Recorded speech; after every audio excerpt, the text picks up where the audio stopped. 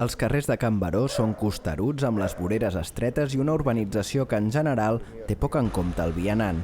És un dels aspectes que denuncien els representants veïnals de la zona i que esperen solucionar ara amb el Pla de Barris. La millora de la connexió amb el transport públic és una altra assignatura pendent. També volen que s'afavoreixi la creació d'un teixit associatiu i comercial que adverteixen ara és pràcticament inexistent. Vam fer un sondeig i la gent el que demanava era un mercat. De fet, una de les propostes que vam fer a pressupostos participatius era poder fer un mercat al barri, o a Sant Lleí, o a Pedreres, o fins i tot al Pirineu, per poder moure aquest teixit social, econòmic i poder tenir accés a serveis.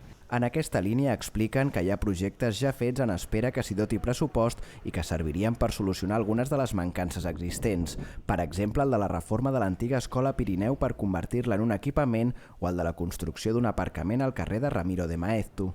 Adverteixen, a més, que ja s'ha fet un procés participatiu conjuntament amb l'Ajuntament i que ara és moment d'anar per feina. El que no volem ara, que entrem en el Pla de Barris, és començar de zero, perquè ja tenim un calaix o dos plens de projectes que s'han discutit, que s'han parlat, amb un ordre de prioritats, i llavors el que voldríem és que això es respectés. La urbanització del carrer d'Albert Llanes, la darrera fase de la reforma de la plaça de Raimon Caselles, el tractament de les restes d'amiant que hi ha al turó de la Rovira o obtenir un major retorn social de l'impacte que genera la proximitat amb el Parc Güell són altres dels aspectes que esperen solucionar aquest mandat amb la incidència del Pla de Barris.